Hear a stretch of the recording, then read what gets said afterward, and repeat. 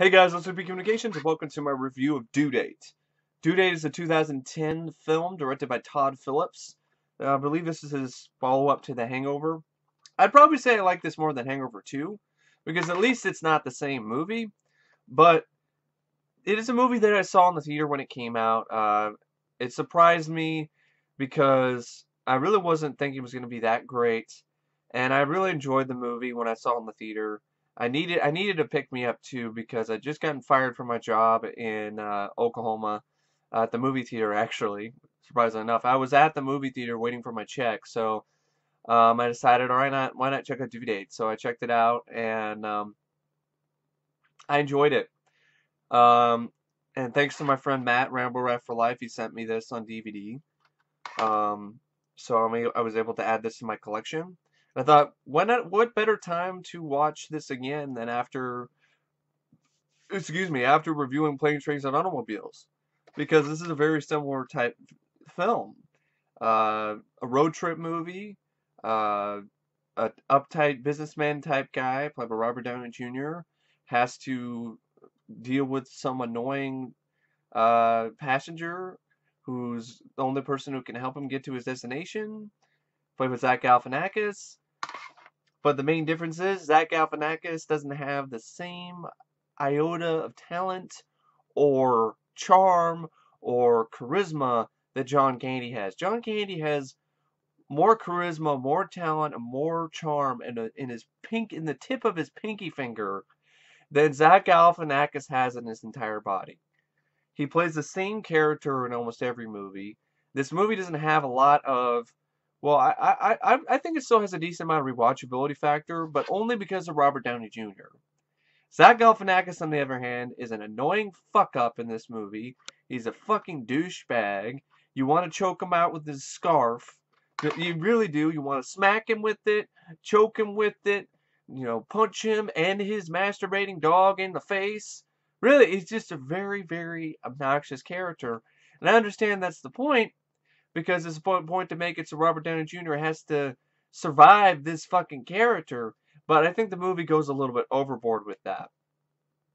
The movie was released in 2010. It was actually a pretty big hit. It was made for about $65 million and made over $211 million in the box office. So it was a pretty big, decent sized hit. Critics weren't very kind. It was like a 40% on Rotten Tomatoes. I think it's a bit low. I don't think it's that bad of a movie.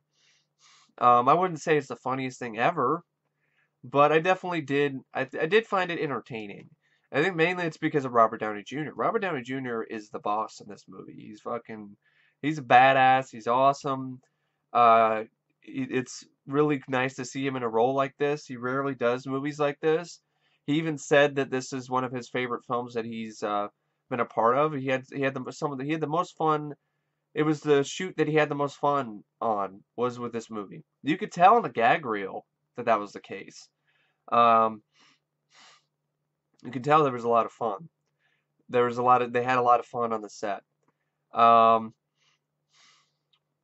Zach Galifianakis, he's just annoying. It's just obnoxious. I know that's the point, but the thing is, it's not endearingly annoying. It's not like Del Griffith from Planes, Trains, and Automobiles, John Candy's character. John Candy's character, he's lovable, he's annoying, but once you get to know him, you get to appreciate that aspect of him, and he's no longer really annoying anymore. He's endearing to you. That's not the same as Zach Galifianakis. He's a fuck up, and he's still a fuck up in the end of the movie, and he's still a fucking loser, and he's still a douchebag. Mainly, I mean, Robert Downey Jr. gets in so much trouble. All the trouble he gets into in this movie, excuse me if I'm breathing heavily, because my allergies are acting up like some bullshit or whatever. I don't know what the fuck. Anyway, probably because I'm allergic to Zach Galifianakis' bullshit in this movie. Anyway, he gets Robert Downey Jr. into so much shit that he's the sole cause of it. If he wasn't there, Robert Downey Jr. wouldn't get physically harmed, wouldn't be shot twice, wouldn't be imprisoned, wouldn't have any of this bullshit, and it's just, unlike Planes, Trains, and Automobiles, Del Griffith never did anything as bad as Zach Galifianakis does in this movie. Del Griffith was not nearly as big of a fuck up as Zach Galifianakis was in this movie. Del Griffith at least he had a job. Yeah, it was a job as a shower curtain ring salesman, but at least he had a job. It wasn't clinging on some fantasy of going to Hollywood and living his dream and acting on Two and a Half Men. I really don't think this character deserved the ending that he got. And I'll get into that more soon enough. Because it doesn't set a good message, to be honest. That you can be a fuck up, you can almost kill your passenger, and you will be friends to the end. Fuck no! Anyway, the movie, it actually was, it was directed by Todd Phillips. He also produced the film along with Daniel Goldberg and Susan Downey. It had based on a screenplay by 4 different writers. One of them included Todd Phillips, Alan R. Cohen, Alan Friedland, and Adam Zeitkeel made up the rest of the 3 that helped write the film. The movie stars Robert Downey Jr. as Peter Hyman, Zach Galifianakis as Ethan Tremblay, which is his stage name. His real name is Ethan Chase. Michelle Monaghan plays Sarah Hyman, Peter's expecting wife. Juliette Lewis plays the same character she played in Old School, Heidi, who's a drug pusher. Jamie Foxx has a small role as Daryl Johnson, who's a good friend of Robert Downey Jr.'s. Matt Walsh plays a TSA agent. RZA plays an airline screener in a cameo role. Danny McBride has a fun little cameo role as a Western Union employee, Lonnie. Todd Phillips plays himself as Barry. And Charlie Sheen and John Cryer play their respective characters from Two and a Half Men. And I guess Mike Tyson is in the movie, but I've never seen him. That must be a deleted scene. Because Mike Tyson plays himself, Alex Williams, in a cameo. Where? Where is Mike Tyson in this movie? I've seen this movie like 3 or 4 times. I don't remember ever seeing Mike Tyson in Due Date. I guess Angus T. Jones, who was the kid in Two and a Half Men, he was the half man. He was in a scene in the Two and a Half Men scene as Jake Harper, but the scene was cut short, and his cameo was not shown in the original run. Alan Arkin filmed scenes as Peter's long lost father, but they were not left in the final cut of the film. Anyway, the basic gist of the plot of the film is this. Peter Hyman, played by Robert Downey Jr., is on a plane flying home to be with his wife Sarah, played by Michelle Monaghan, who is due to give birth. When an actor sitting behind Peter, played by, the actor's name is Ethan Tremblay, played by Zach Galifianakis, misuses the word terrorist and bomb, Peter and Ethan are both escorted off the plane. And actually, Peter gets shot with a rubber bullet by a TSA agent. He also, this is kind of his fault too, because he refused to turn off his cell phone. So that ended up, increasing the suspicion of the TSA agent. So Robert Downey Jr., that's the one thing where it's his fault. But anyway, right from the beginning of the film, I just want to get to how the character of Zach Galifianakis' character is approached. Right from the beginning, when he shows up and his bags get misplaced with Robert Downey Jr., he's acting like a douchebag. He's like, you want me to help you with your bags or whatever? It's like, no, you carry your own bags. Policy, carry your own bags. I'm like, what a douche. And then he continues to be a douche on the plane. And then because of that, Robert Downey Jr. plus also it's sort of his own fault because he forgot to turn off his phone. Okay, all right. He gets put on the no-fly list. So now he decides he decides, oh God, I gotta get home. I gotta get to LA to be there for the birth of my child. So he goes in and tries to drastic measures like break into a car, sets up the car alarm. And that doesn't work. And he's shit out of luck. He doesn't have his wallet. It's on the plane. Everything, just nothing. And so Zach Galifianakis shows up in a rental car. And he offers Robert Downey Jr.'s character a ride. And he acts like a douchebag again. He goes in reverse as soon as he offers him a ride. And then pulls back up again. And he's like, JK, LOL, hi. I'm like, Robert Downey Jr., can you just punch him in the face and toss him out of the rental car and fucking drive away? And run over his ass? I mean, that's the problem. It's not endearing. And even Roger Ebert picked up on that. He said the film should have learned from Plane, Trains, and Automobiles. Yes, it should have. See, the difference between Plane, Trains, and Automobiles, that's the reason why it's such a memorable movie and why it's a great film, and this is just an above-average comedy, is because the annoying character, the annoying passenger, has a heart of gold. He's likable. He's annoying, but he's still likable. Zach Galifianakis is not likable. He's just annoying. Anyway, so now Robert Downey Jr. has to stick with this guy. Of course, they end up in a series of misadventures, which are caused by this dysfunctional fuck-up, Ethan Tremblay. Peter's on the no-fly list. He misses his wallet, so he agrees to drive with Ethan to Los Angeles. Excuse me. Ethan drives to Los Angeles, so they head over to they get ready to head to Los Angeles. Ethan stops by to buy marijuana, which I like the scene because this is where Peter's asked to babysit Juliette Lewis's kids, and then her son is being a complete little shit, throwing shit in his face, using the snake that he calls Reggie, and going in his face, and Robert Downey Jr. is like, stop that, stop it. It's not me, it's Reggie. It's like, well, maybe Reggie needs to. They just grabs the snake out of his hands. It's like, maybe Reggie needs to stop. I don't remember the exact line of dialogue. It's just like, Reggie needs to go away. throws the snake down. And then the kid starts fucking with his tie, just pulling it and pulling it and pulling it. It's like, why are you wearing this? Why do you wear this? This is stupid. No, it's a tie. It's a tie. I like it. This is stupid. No, it's not. I was like, stop it. He just keeps fucking with Robert Downey Jr. He's like, I'm warning you. Leave me alone. Leave the tie alone. And then he ends up punching the kid in the chest. It's like the only time, and I think it's hilarious, actually.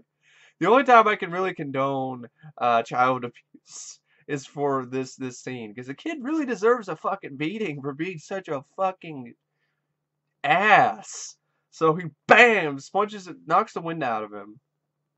And he's like, you gonna be okay? You gonna behave? Alright. I enjoy that. And then I like the altercation that Robert Downey Jr. has after he finds out, that he spent all this money on the pot. They only had $60 for cash for, food and lodging because he spent $200 on marijuana. And I like this altercation Peter has with Ethan. It's like, what were you thinking when you spent almost our money on drugs? I don't think in those terms. What terms are you thinking? I'm not an accountant, Peter. I'm not even Jewish. Are you an adult? Of course I'm an adult. I'm 23 years old. You are the most shot-out 23-year-old I've ever seen. How have you made it this far? How have you not run yourself over in a car? I've done that. How have you survived? That's my question. Mostly luck. Yeah, that's what I thought. Just dumb fucking luck. And so what happens is they have this violent, he has no ID. He spent all the money on drugs. So he agrees, is right, you know what I'm going to do? I'm going to call my wife and I'm going to have her wire some money. So that's what an adult does. It's like, you don't have any ID. Yeah, but you do. So then he gets his wife to wire the money to Ethan, but the Western Union employee, played by Danny McBride, refuses to accept Ethan's stage name ID, leading to a violent altercation, which is funny. He's like, I'm out to meet my boys. Well, it's going to have to be later because, I'm out of here at 6:30. I'm about to meet my boys at Chili's. It's like, hey, you're still on call. What are you doing? I got reservations at Chili's. It's like, I don't care if you're a veteran or whatever. Like you just use a veteran to serve some half-ass tour duty. It's like half-ass tour duty, or you just brought a world of pain. He comes out and he's in a wheelchair. It's like, I'm sorry, I didn't know you were handicapped. Yeah, he didn't know he was handicapped. You were handicapable. Yeah, I'm handicapable. Yeah. Handicapable boy's about to whoop your ass. Brings out this nightstick and fucking beats the shit out of Robert Downey Jr. And I enjoyed that. That was pretty funny. Danny McBride was funny. I like the whole thing where he's like, do your fucking job. This is really Robert Downey Jr. when he's angry it's pretty funny. He's really funny. And this is a rare occasion for Robert Downey Jr. to be in a movie like this. especially just as a lead in a comedy. Usually he's been a lead in like some romantic comedies early in his career, like The Pickup Artist, but it's not the same as actually being a genuine lead in a comedy like this film. And I think he really does knock it out of the park. He's the reason why the film is so watchable and entertaining. It's not Zach Galifianakis. Anyway, so you had the violent altercation. Ethan McBride, Danny McBride with a wheelchair, and then they spend the night at a rest stop. Peter decides to drive off and leave Ethan there, but he returns after wrestling with his conscience. Actually, I think he only pretty much returns is because he forgot to leave his dad's, uh, Zach Galifianakis's dad's ashes, which are in a coffee can. He forgot to leave them with him. I truly believe if he had not forgotten the ashes, he would have drove off, stole the fucking car, and never thought twice. And I don't blame him. I mean, it's fucking trouble, man. He's a fuck up and he's nothing but trouble. So then Peter gets Ethan to drive so Peter can get some rest. And of course, after, before all this, there's some good scenes where they bond a little bit. They talk about, Ethan talks about, his dad. And then he asks Peter about his dad. And he says, like, where's your dad? Where's your dad?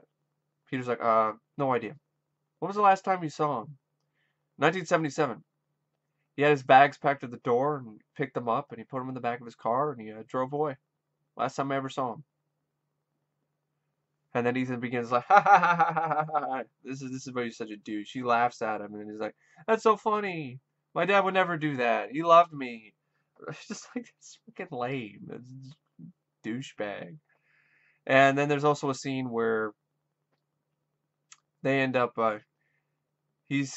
Ethan's trying to prove to Peter that he's an actor. So Peter wants him to prove to him that he's a good actor.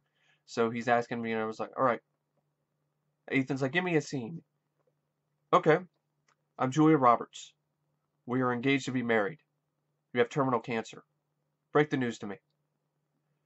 Julia Roberts, as you know, we are engaged to be married. I have terminal cancer. Awful. Just awful. I didn't buy into that one bit. I thought it was really good. And then it continues where he asks him to be. But this is actually a pretty decent acting performance by Zach Galifianakis at the end of this scene. So Peter gives him another scene here. He's like, okay, it's the Super Bowl. You're a coach with a spotty career.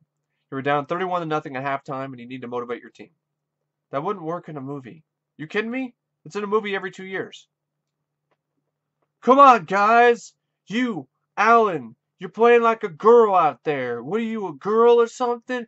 You, Smith, what are you, a girl or something? Okay. Your wife calls. She wants a divorce. Coach's wife? Yes, the coach. Character you're playing. Come on, guys. Hold on a minute, guys. Hello? What? You're leaving me? No. I can't have this happening to me. My dad died and now this.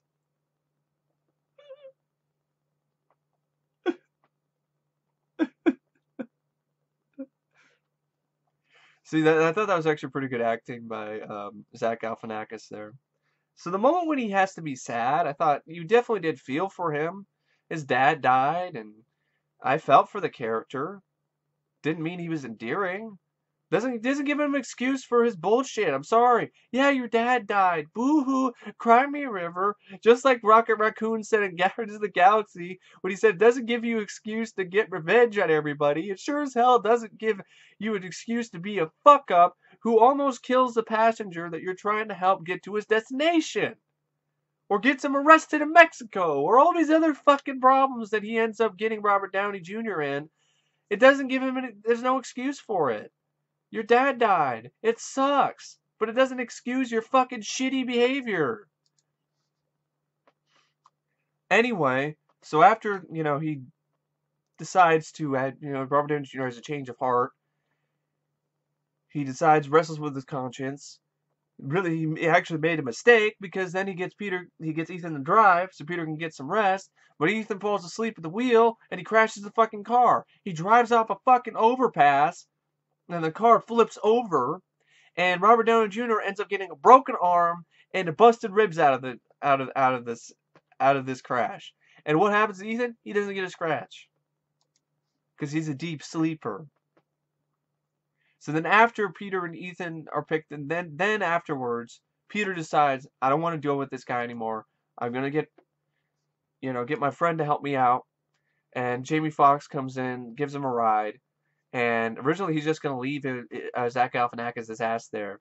Actually, it was a really good line of dialogue, really good rant, where he yells at Zach Galifianakis, and I can't believe that's not on IMDb. It's such a great rant that he has with Ethan. He gives him just really fucks with him. It was great, and he's just like, fuck you, and your dog. I don't want to ever see you again. When you get to Hollywood, Hollywood is littered with carcasses of people like you. So this is really, I thought it was a really good a rant by Robert Downey Jr. So he spits on his dog. Then he gets back up. He's like, whoa, I am never. And then he goes in, and then he goes into the truck with Jamie Foxx. And Jamie Foxx gives him the guilt trip. He says, come on, man, I've known you all these years. You spit on his dog, man. And it's not, you gotta, whatever you gotta do to make it right, you gotta make it right. And so he goes in and he apologizes. I like this. He's like, okay, I've calmed down a bit. And Ethan's like, you ready to apologize? What? Fuck you! And then he's like, no. And then Jamie Foxx convinces him to go through with it, right? And then he offers him the ride, and I like this. I like this line of dialogue where he's like,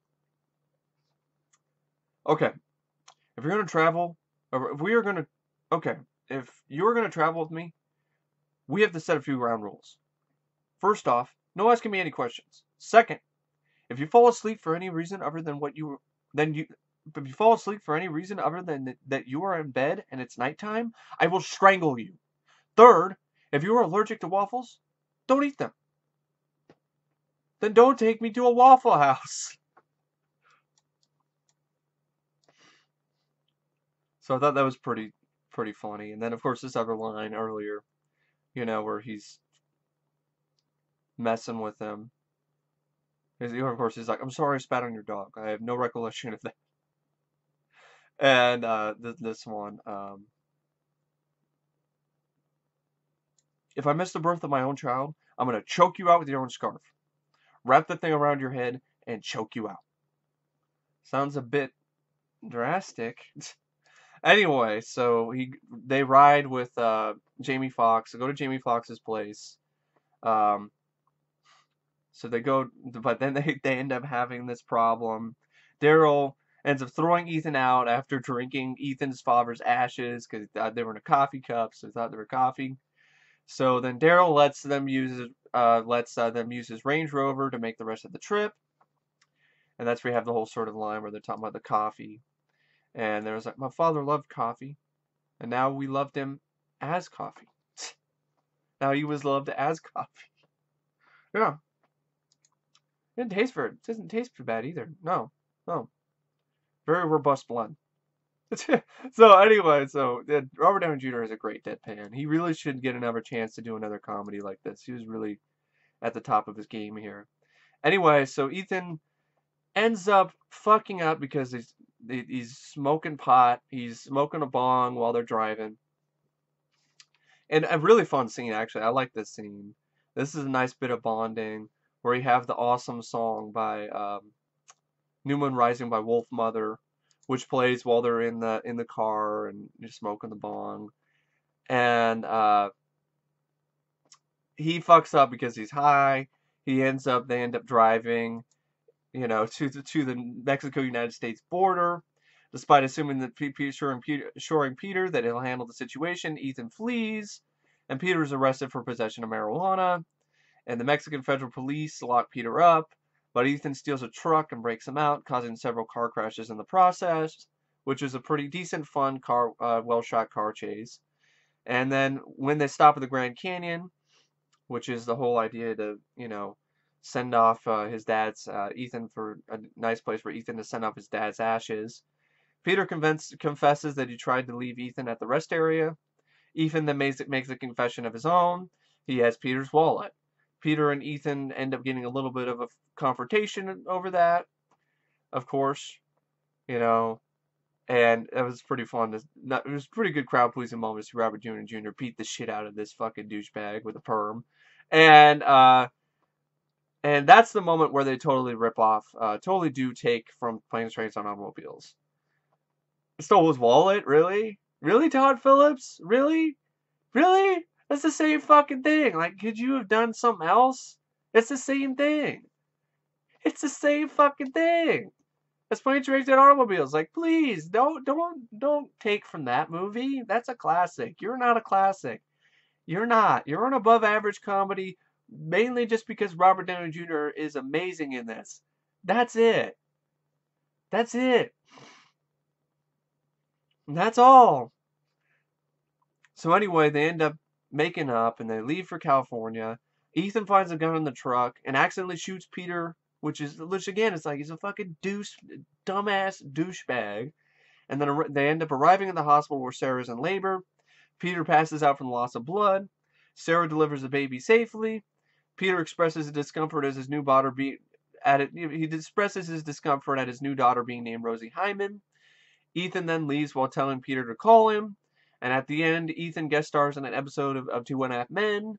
And it's just as unfunny as he was in the movie, in the episode. And then Peter and Sarah are watching it in the bed with their daughter. And that's how the movie ends. Then you have the song, check yourself before you wreck yourself. Because it's actually a line of dialogue that Zach Galifianakis has. Is, well, you better check yourself before you wreck yourself. And by the end of the movie, it's like there are some endearing qualities to this character, Zach Galifianakis. You do feel for him, but there's not enough of it. He's just does so many fuck ups that it's just to the point where it's like he didn't deserve a happy ending. He didn't deserve a happy ending. He deserved to get his ass dropped off by Robert Downey Jr. and never talk to his ass again.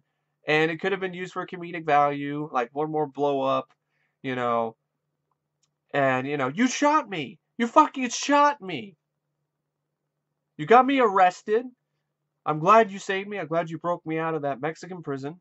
But you still fucking shot me. You broke my arm. You busted my ribs. You got me on a no-fly list. Yeah, we might have had a little bit of fun. But that does not mean that we're friends. We never will be friends. I would never want to see your face again. Never want to see that perm. I don't want to see your dog. I don't want to see you ever. Never again, ever. It was a road trip from hell. I'm lucky I survived. And I'm going to go celebrate the birth of my new child. I'm going to be with my wife. And please, get the fuck out of my face. I mean, really, that would have been I thought a good way. But it wouldn't really, that's not how, wouldn't have this sort of fun vibe. I'm sorry. This character didn't deserve a happy ending. He's a fucking asshole. He's a fuck up. His dad died. That sucks. But the problem I have is the message that the film conveys that you can get your happy ending. Your dreams will come true, even if you are a complete, massive fuck up like Zach Galifianakis, who just literally does not try in life, who's a fucking stoner, who is a fucking annoying douche, ends up making it. That's not a good message to have. The message that it should have been is that this guy is a fuck up. I don't want to ever deal with him again. And I'm like, yeah, we're like, well, why? It wouldn't be a good way to end the movie. Why not? It doesn't have to have a happy ending. That would have made the movie even more memorable if Robert Downey Jr. just fucking cut all ties from this loser, and the movie ended with him trying to catch a ride, like in Hollywood or whatever. And then a passenger picks him up, and then he's obnoxious to them, and then they're like, ah! So it's kind of like a horror film or something. But anyway, I really don't know what to say about the film, except it's an above average comedy, mainly because of Robert Downey Jr. He's awesome in this. If you haven't seen it yet, check it out for Robert Downey Jr. But other than that, Zach Galifianakis is an annoying fucking asshole. and his dog, his masturbating dog, can, you know, go fly off the Grand Canyon too along with him. I mean, really, it's Robert Downey Jr. that makes this movie enjoyable. Without him, it would be insufferable, and I really would, I probably would shut it off. But anyway, I really don't know what to say about the film. It's rated out of 5 stars. 3.5, like I said, it's an above average comedy. Nothing more than that, though. Anyway, thanks for watching my review of Due Date, and I will see you guys later. See ya.